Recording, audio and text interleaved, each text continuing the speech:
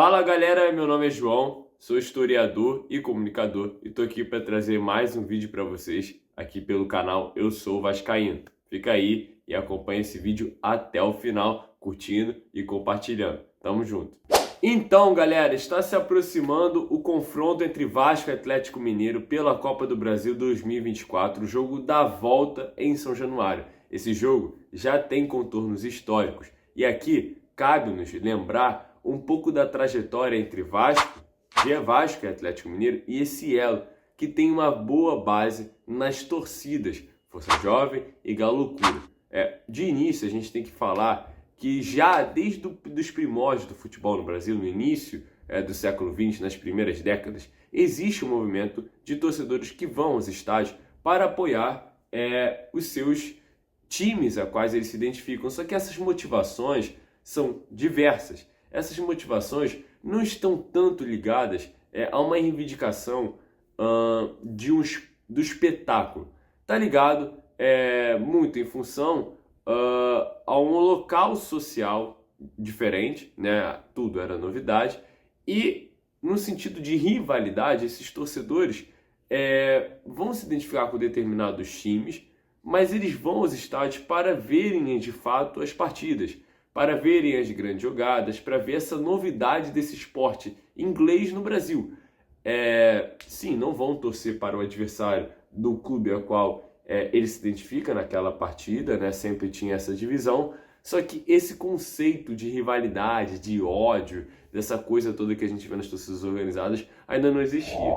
Em 1940, na década de 40, já começam a ter as chamadas torcidas uniformizadas, né? É o trabalho do Ronaldo Elau, da UERJ, é um deles, né?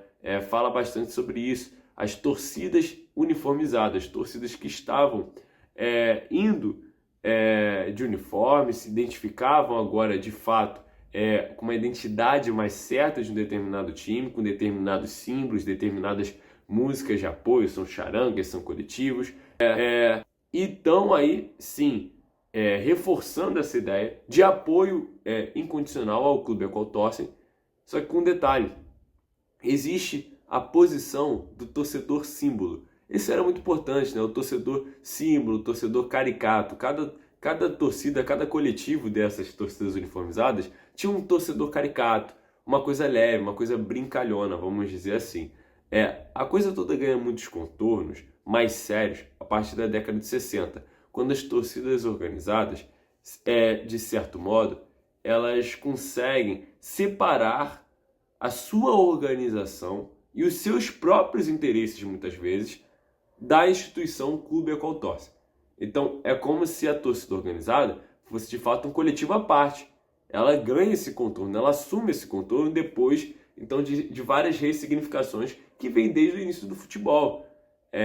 E aí a gente tem a formação dessas torcidas organizadas, agora com a função de presidente. Sim, vai existir o presidente, o vice-presidente, todo um caixa próprio dessas torcidas organizadas. Essas torcidas organizadas vão se envolver nas políticas dos clubes e hoje nós sabemos que exatamente igual ocorre em outros países. Aqui nós temos o país vizinho, né, a Argentina, onde nós temos a La 12 do Boca Juniors, ela é envolvida com questões políticas na Argentina. Então, para além do clube, nada significa dizer. Inclusive o Macri foi presidente do Boca Juniors, teve apoio político da La 12 e conseguiu vários fins políticos na Argentina. Então, só para mostrar para vocês como o crescimento das torcidas organizadas acontece, né? E aí é que, diante dessa virada da década de 60, nós temos já grandes estádios, etc., o futebol muito mais enraizado. O Brasil já é campeão do mundo em 58, 62. Em 1970, a torcida organizada do Vasco, né, a Força Jovem Vasco, ela é criada em 1970. E essa aliança com a Galo Loucura, que é feita em 1984, ganha grande repercussão, ganha grande momento, principalmente na segunda metade da década de 80. Explico. Já que a Galo Loucura foi feita em 84, nós temos que lembrar os primeiros anozinhos da década de 80, onde Atlético Mineiro e Flamengo travavam as principais disputas em cenário nacional naquele momento. Inclusive, aquela velha repercussão da Libertadores, né, da qual o Flamengo diz, tenta argumentar em cima, mas que na realidade foi um verdadeiro absurdo a posição que o José Roberto Reis colocou aquela partida, né, diante de tantos cartões vermelhos e condicionando praticamente a derrota do Clube Atlético Mineiro diante do Flamengo. Então, uma Libertadores que, criando o eufemismo, a gente pode dizer que é manchada pela arbitragem do José Roberto Reis. Então, já desde ali, a torcida do Atlético Mineiro enxerga o Flamengo com bastante raiva, com bastante distância. Até porque o Flamengo começa uma aproximação também em relação muito forte com a torcida do Corinthians. E a torcida do Vasco já tem uma relação próxima com a torcida do Palmeiras. Então até aí vai entrando toda essa questão de Vasco, Palmeiras e Atlético, né? A união DPA. Então a torcida do Atlético já enxergando no Vasco esse grande rival de títulos com o Flamengo, vai se aproximando naturalmente da torcida do Vasco.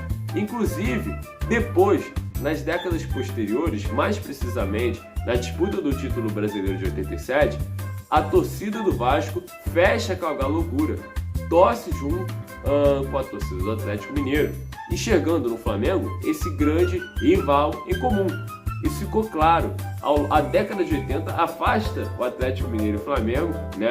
E joga, vamos dizer assim, o Atlético Mineiro junto da torcida do Vasco, inclusive com alianças que vão fazer com que no final das décadas de 80 e início da década de 90, os encontros entre Força Jovem e Galocura sejam frequentes, com fotos, né, com jogos marcantes, por exemplo, Vasco e Cruzeiro no Maracanã. A torcida do Atlético Mineiro vinha, a Galocura veio apoiar a Força Jovem cantando em pleno Maracanã.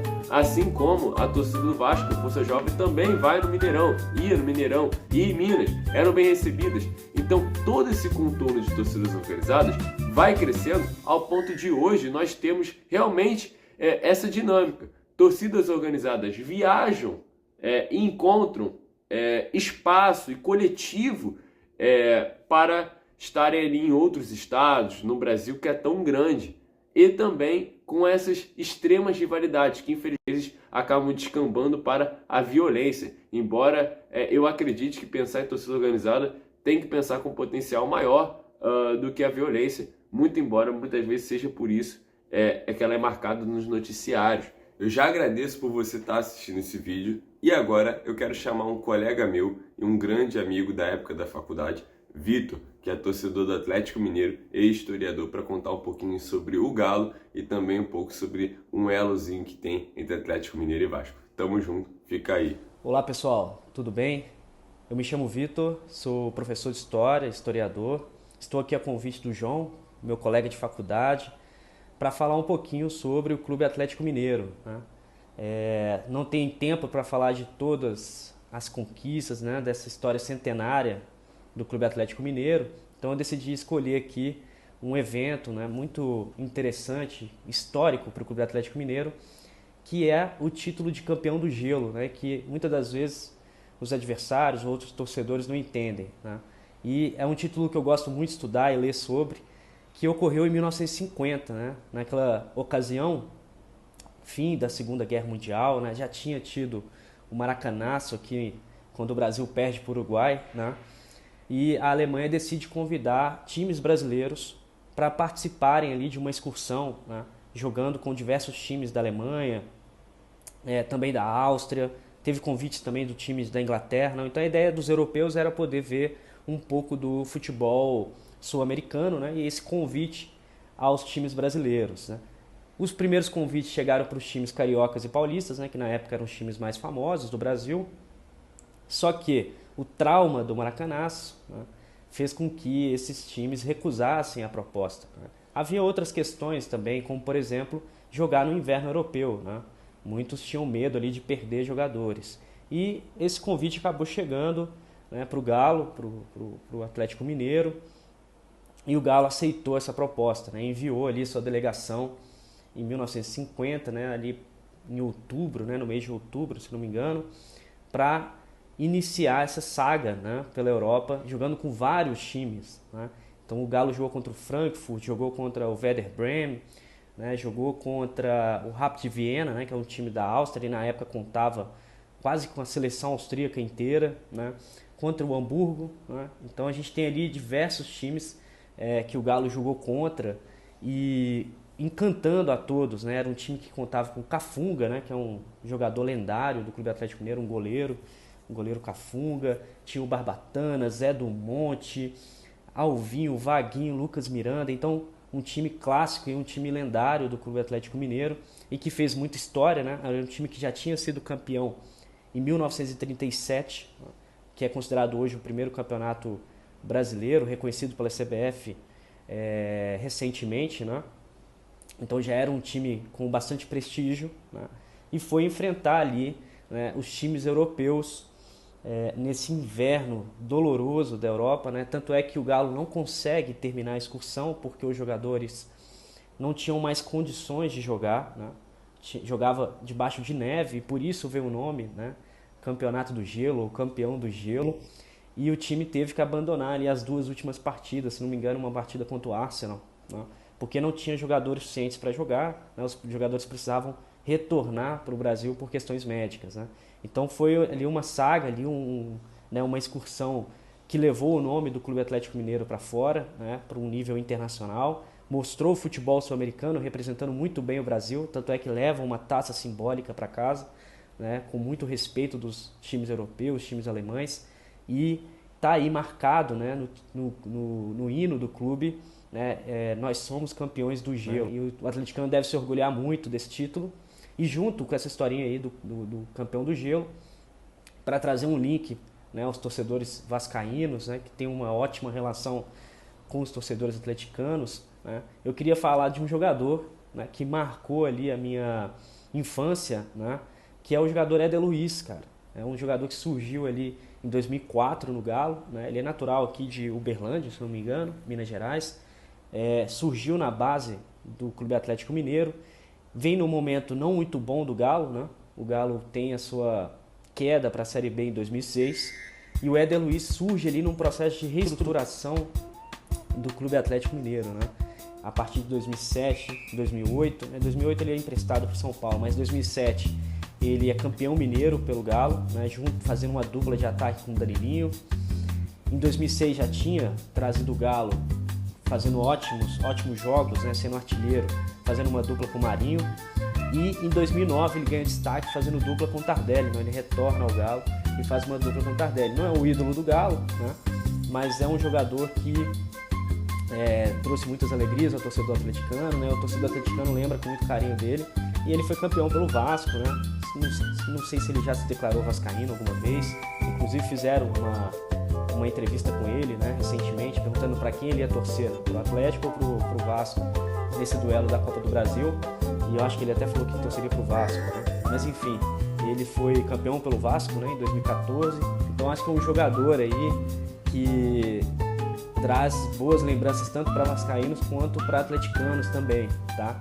Então acho interessante a gente fazer esse elo aí, esse link entre Galo e Vasco, né? Principalmente por meio desse jogador. Existem outros jogadores, né? Hoje, atualmente, o Paulinho, que está no plantel do Galo e também foi jogador do Vasco, né? Se declarou vascaíno, né? Então acho muito interessante, acho muito legal a gente trazer a história desses personagens, né, que faz parte da história desses dois clubes, desses dois gigantes clubes, né, que é o Galo e o Vasco, né? E a gente se vê aí no jogo de volta, né? Tomara que dê galão. Se Deus quiser vai dar Galo, né? Com perdão aí dos torcedores vascaínos. E a gente se vê aí no jogo de retorno. Um abraço e muito obrigado aí pela oportunidade de contar um pouquinho da história do Clube Atlético Mineiro. E sim, para falar de Éder Luiz, o filho do vento, nós temos que falar a importância desse camarada aqui para o Vasco da Gama no ano de 2000 e desde 2010, a qual ele faz ali uma dupla com o Zé Roberto no ataque do Vasco, né? O Vasco com o Felipe Maestro voltando, fica ali no meio de tabela. Ninguém diria, ainda mais pelo início caótico que foi 2011, que o Vasco teria condições de disputar o título da Copa do Brasil inédito. E o Éder Luiz é um dos grandes nomes desse 2011 do Vasco, fazendo o gol decisivo contra o Coritiba, mas não é só o gol. As assistências para o lance do Alexandre no gol no Couto Pereira. E no Rio de Janeiro, se não me engano, são do Éder Luiz. O cara tava jogando bizarramente, assim, era surreal a velocidade do Éder Luiz. Como ele aparecia também nos clássicos, contra o Botafogo fez gol de vôlei, contra o Fluminense fazia gol, contra o Flamengo fez gol. 2012, o Éder Luiz também mantém o futebol em bom nível, né, diante de todo aquele time do Vasco que na segunda metade do ano vai cansando com vários problemas de salário, etc. Mas o Éder Luiz mantém-se. Infelizmente, o Éder se machucou, se não me engano, ele deve ter acontecido isso no final de 2011, meados de 2013. Ele volta para o Vasco, se não me engano, em 2015, 2016, faz até 1 ou 2 gols, mas já não era aquele mesmo ritmo. Mas sim, eu poderia dizer, até pela simpatia de pessoa, pelas entrevistas e pela maneira como se coloca, pela maneira como respeita isso aqui, ó, que o Éder Luiz é sim um ídolo do Vasco. Mas aí eu deixo para a torcida, porque muitas vezes em 2011 a gente lembra do Diego Souza, o jeito que o Diego levou a camisa 10, a gente fala do Felipe, obviamente, mas assim, cara, o Éder Luiz realmente, assim, ele é um dos grandes nomes expoentes do trem-bala da Corinthians 2011. É isso, galera, vamos com tudo.